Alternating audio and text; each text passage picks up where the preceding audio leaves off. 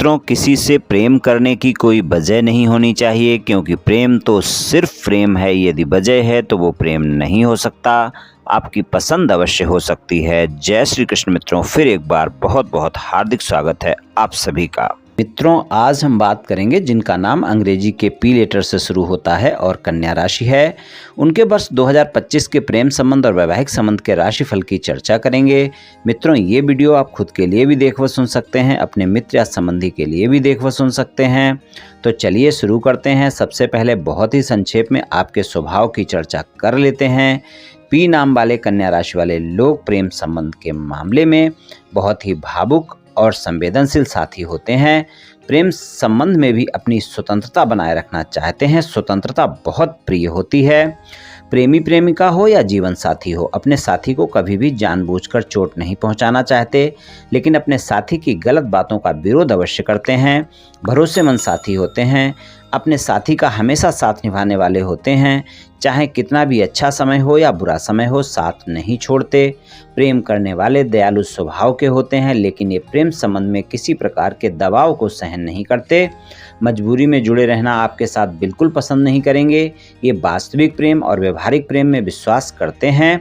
अनुशासन काफ़ी पसंद होता है और हर कार्य को बहुत खूबसूरती के साथ करने वाले लोग होते हैं, और किसी भी बात को मन में दबा कर रखना भी इनको बहुत अच्छी तरह से आता है। चलिए प्रेम संबंध की बात करते हैं। प्रेम संबंध की बात करें, आपके राशि स्वामी बुध हैं, लेकिन हम ये वार्षिक राशिफल की चर्चा कर रहे हैं, इसलिए यहाँ पर हम शनि, राहु, केतु और गुरु के गोचर के हिसाब से ही आपका राशिफल बतलाएंगे।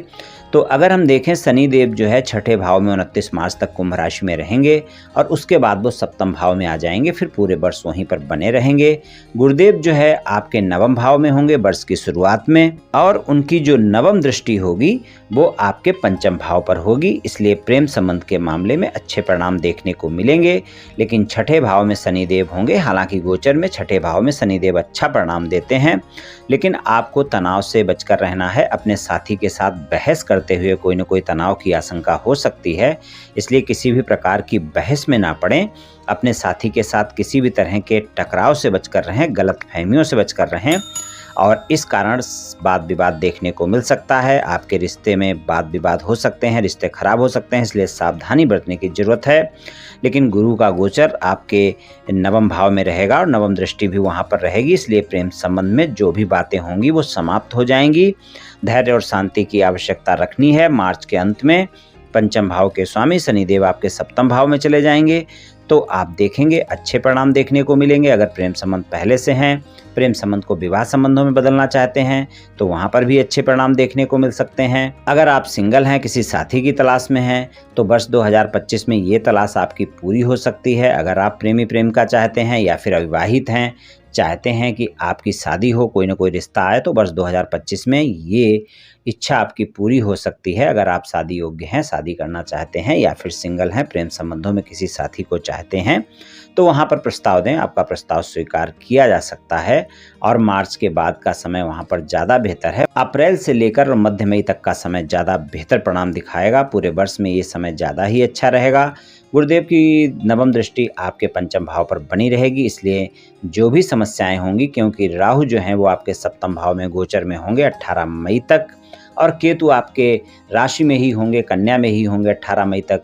तो इसलिए जो है अपने साथी के साथ गलतफहमियां, शंकाएं ना बढ़ने दें। इस बात का ध्यान रखकर आप चलें, नहीं तो वहां पर वाद विवाद देखने को मिल सकते हैं। किसी तीसरे व्यक्ति की बातों पर भरोसा बिल्कुल ना करें।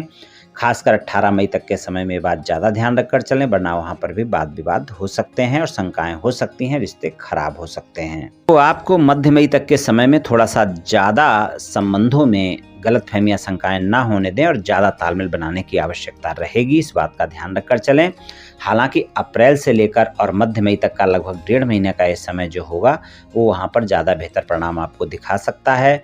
लेकिन कुल मिलाकर पूरे वर्ष में मध्य मई तक का समय, वर्ष की शुरुआत से आपको थोड़ा सा अपने साथी के साथ ज़्यादा तालमेल बनाना है, और उसके बाद का समय आपके लिए सामान्य रहेगा प्रेम संबंध के मामले में।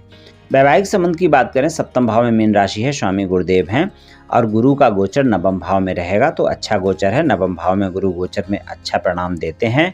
हालांकि केतु आपकी राशि में रहेंगे, राहु 7वें भाव में ही होंगे, तो आपके जीवन साथी के साथ रोमांस ज़्यादा होगा, समय भी बिताएंगे, लेकिन गलतफहमी हो सकती है। छोटी छोटी बातों को लेकर आपस में संघर्ष कर सकते हैं, वाद विवाद कर सकते हैं।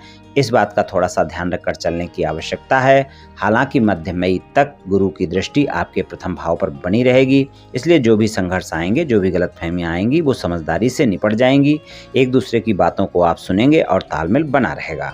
18 मई से राहु छठे भाव में चले जाएंगे और मार्च के अंत में शनि 7वें भाव में आ जाएंगे, जो कि पंचम भाव के स्वामी हैं। तो वहां पर आपके व्यवहार में थोड़ा सा बदलाव देखने को मिल सकता है। आप अपने साथी के बारे में जानने की इच्छा कर सकते हैं, इसलिए अगर आपके विवाह से अलग कोई संबंध है तो वहां पर आपके साथी को पता भी चल सकते हैं और वाद विवाद भी देखने को मिल सकते हैं। मार्च के बाद का समय ऐसा होगा जब आपका साथी आपके बारे में बहुत कुछ जानने की कोशिश कर सकता है। किसी भी बातचीत को बड़ा ना होने दें, वाद विवाद को बड़ा ना होने दें, इस बात का ध्यान रखें। थोड़ा सा तालमेल बनाकर चलना आवश्यक होगा। 18 मई तक के समय में थोड़ा सा ज़्यादा ध्यान रखकर चलने की आवश्यकता है।